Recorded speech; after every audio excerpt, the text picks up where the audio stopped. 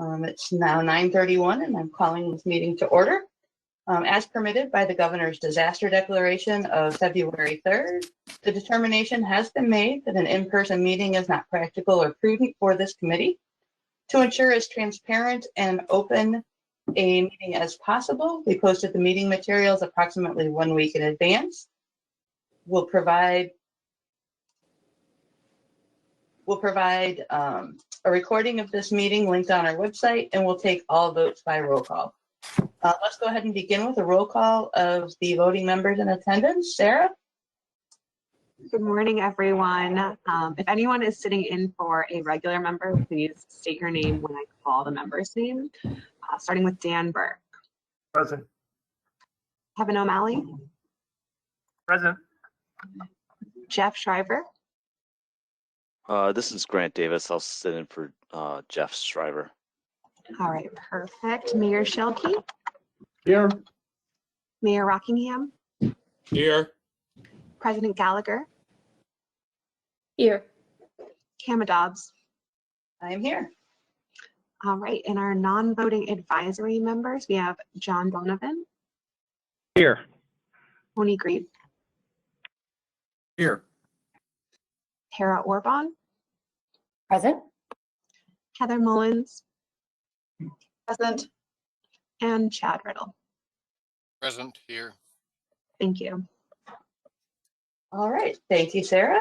We have a full house and a necessary quorum. Just a couple quick virtual meeting reminders. Members of the audience are asked to remain muted at all times unless the chair invites comments.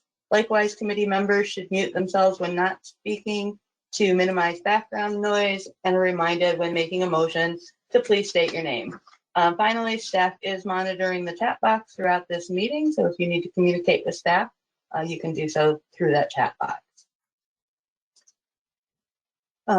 So first order of business is agenda changes and announcements. Staff has no changes or announcements this morning. Does any member of the committee wish to propose any agenda changes or make any announcements? All right, seeing none, let's move on to the approval of the minutes from our December 1st meeting. Those draft minutes were included in your meeting packet. Are there any corrections or additions to those minutes? Seeing none, do I have a motion to approve the minutes as presented? Gallagher moves. Thank you. A second. Okay, thank you, President Gallagher and Mr. O'Malley. Sarah, will you call the roll? All right, starting with Dan Burke. Aye. President Gallagher. Aye. Kevin O'Malley. Aye. Mayor Rockingham. Aye. Mayor Shelkey. Aye. Grant Davis. Aye. And Kama Dobbs. Aye. All right. Thank you, Sarah. The minutes are approved from December 1st. Next on the agenda, we'll review the active program management reports. The first report in your meeting packet provides the current status of shared fund active projects. And on the final page of that report is the status of the CRISA funded projects that were selected by this committee. I do want to draw your attention to a couple of notable changes. In December, Cook County reached out to let staff know that right-of-way delays were anticipated on the Joe Orr Extension project, and that a July 2025 letting was now anticipated instead of letting later this year. So in response to that, staff reprogrammed this project into FFY 2025, which made about $2.5 million available in FFY 23. Streamwood's Illinois 59 bicycle pedestrian overpass project, which was programmed in 2026, is currently on track for letting this August. So that project, which is about $438,000, was moved into 2023, which leaves about $2 million still available for reprogramming in 2023. Although we can see on the report that we have 4 requests for cost increases in this current year. As of today, none of these projects are immediately ready to obligate those funds. So staff is holding off on reprogramming until one or more of them reaches that readiness. If none of the three projects that are seeking supplemental obligations reach readiness before mid-June, that's when draft agreements are due for the September letting, then staff will go ahead and reprogram all of the remaining unprogrammed funds for Naperville's North Aurora Road project, which is targeting letting in September. And then as those other three projects that are seeking supplemental funds become available, we'll look to use redistribution for the additional requested increases. Also, in anticipation of accommodating rescheduling requests of current project phases before we build out our next program of projects, staff did go ahead and reprogram Elmhurst, Illinois 83 bicycle pedestrian overpass funding from federal fiscal year 26 to 2025 to align with both the target letting and the year that STP local funds are programmed for construction by the DuPage Council. Finally, the last time we reviewed this report in November, staff had noted that projects in Harvey and Calumet Park had not submitted September quarterly updates. Both of those sponsors did submit the required updates in December, so everything's on track there. Within the CRISA portion of the report, 2 of the 3 program projects were authorized using advanced construction in December and let for construction in January. The final CRISA shared fund project is currently targeting the April letting. Before I move on to the contingency program report, are there any questions on the status of any of the active program projects? All right, seeing none, just a few highlights in the contingency program. The second project on the list, Washington Boulevard in Maywood, was let in November using STP local funds and will be removed from the contingency program going forward. Likewise, 3 other projects, including North Chicago's Argonne Drive project, which is number 29, Elgin's US 20 Roundabout, which is 36, and Orland Park's John Humphrey Drive at 143rd Street project, which is 51st, are all targeting lettings this year, have been funded with STP local funds through their council, and will no longer be carried on the shared fund contingency program. Finally, there are 2 projects, which is Melrose Park's Armitage Avenue project, which is ranked 25th, and University Park Steger Road project, which is ranked 50th, that have not turned in status reports since June, and those will be removed, and those projects will be recommended to reapply in the current call. Because as a reminder, this contingency program does expire on September 30th and will be replaced with a new contingency program after we complete the call for projects. So with that, are there any questions about either the active or contingency status reports?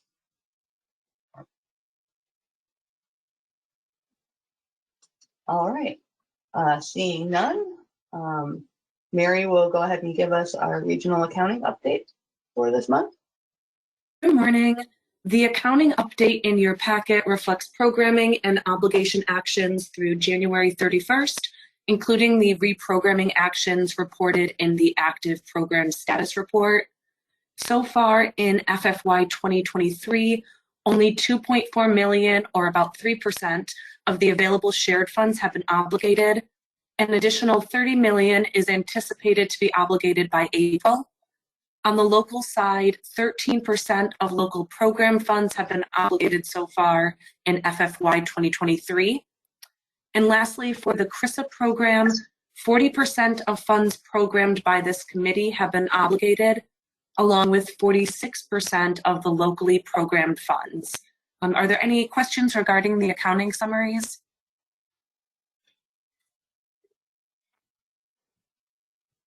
All right, thank you. Thank you, Mary. And seeing no questions, we'll move on to the next item on the agenda, which is the active program management policy revisions, which we started discussing at our meeting in December. I think today, rather than going through a full slide deck again, I just wanted to remind the committee of highlights of those proposed changes. Those policies have been reformatted in an outline style, and sections describing key terms and the responsibilities of sponsors, councils, and CMAT have been added. Language to clarify the use of the federal section 1440 process to accelerate the start of project phases, and descriptions of the current status of data requirements were added. The term redistribution is now used in place of shared fund to clarify that these funds are available to all and not distributed only to the shared fund.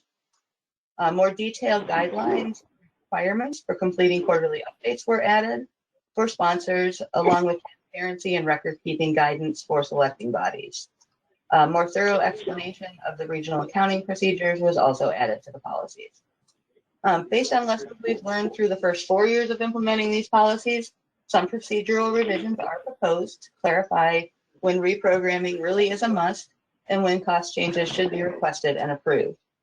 Also proposed are clarifications for the milestones to be met to qualify for the application deadline extension, as well as clarification that the extension applies to the carryover of the funds programs for the project, and that those carried over funds are available for 6 months. I'm going to ask everybody to make sure you mute it.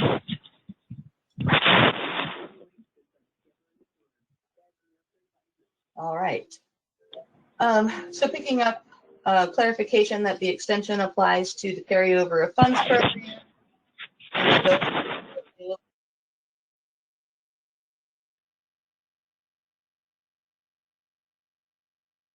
All right, thank you to staff that just muted everybody. So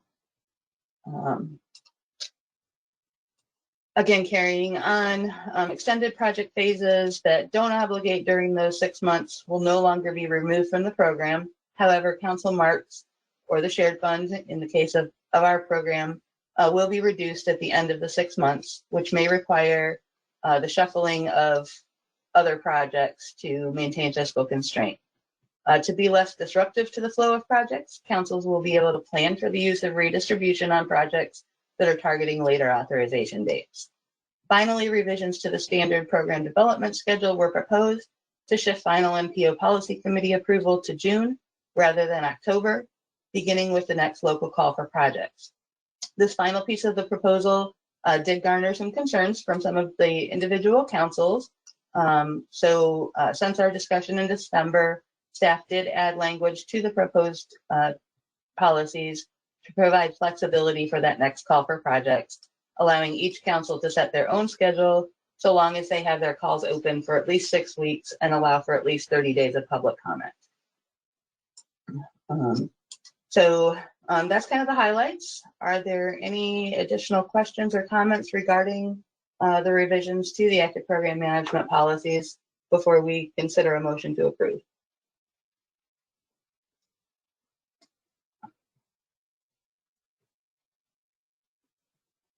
Kama, this is Heather. I have a quick question on the schedule revisions. I'm assuming that with moving up the call by a few months, nothing would change with when the phase 1 requirements are. Those would also move up along with the call. I just want to confirm that. Yeah, so that's up to the individual council, since that next scheduled call for project is the local calls. I think many of the councils award points for where you are, what milestones have been reached by a project, and so that's why that flexibility for they can start the call anytime from October to January, which was the previous schedule, so that they can take into consideration whether they want to make changes to those deadlines. I suspect that most will hold their calls in October, but have the engineering deadlines match the previous call for projects. So not do the scoring on those pieces until March. Okay. And then for the shared fund, has that been determined yet for the shared fund? Yeah, so for the current cycle that's open right now, we're still in everything's due by March 10th. Yep. 2 years from now, when we do the next call, which will really be a year and 3 quarters from now, if that deadline would be moved up to align with that call for projects. Okay, thank you. Yep. And I guess a follow-up question. I know we're talking about STP here, but that would also apply to CMAC and TAP, that everything would be shifting? Yes. Okay.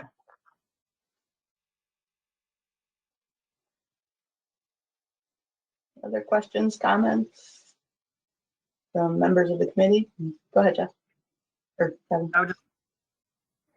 Yeah, sorry, I just wanted to say, Jeff, did you have a question? Sorry, I didn't want to.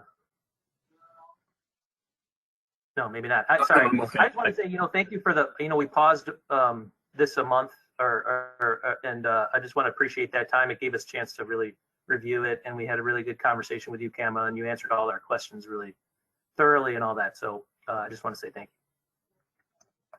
Absolutely. There anything else from members of the committee? If not, if any member of the audience wishes to comment on these policy changes, we'd be happy to hear those comments before taking action.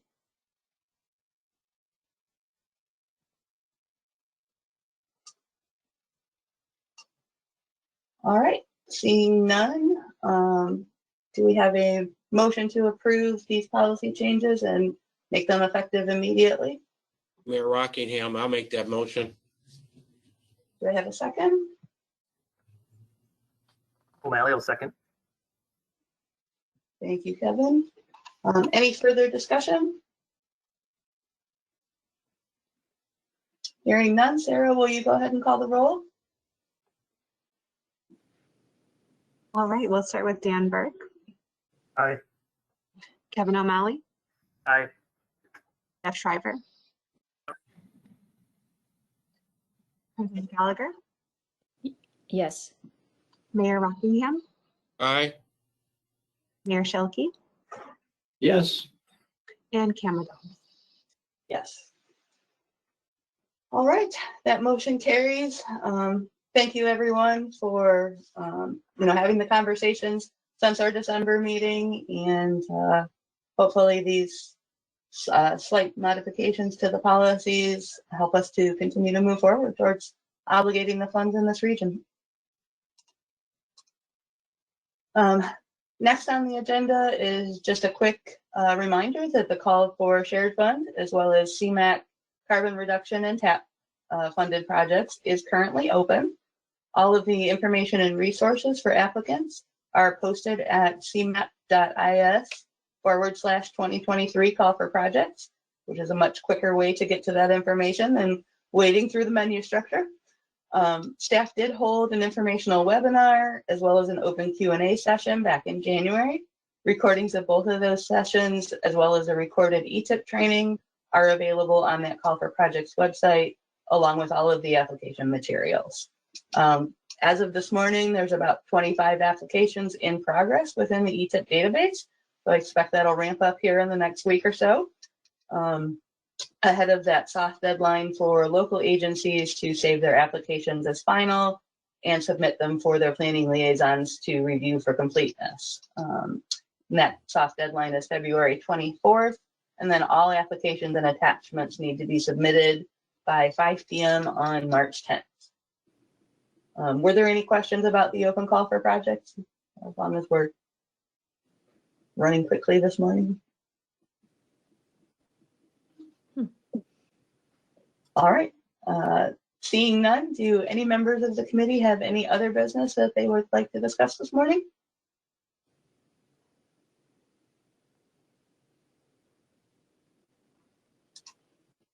All right. Seeing none, we'll move on to public comment. Staff did not receive any public comment prior to today's meeting, and I don't see any comments in the chat box. Does anyone in attendance today have any comments that they wish to make?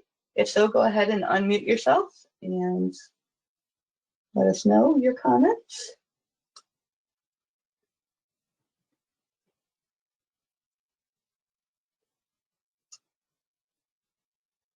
All right, I see no one unmuted, and again, nothing in the chat box. So that brings us to our next meeting, which is scheduled for April 13th, 2023 at 9:30 in the morning. Given that the governor announced his intent to continue the disaster declaration through May 11th, our April meeting is likely to be our last fully remote meeting, and meetings after that we'll look to get back together in person.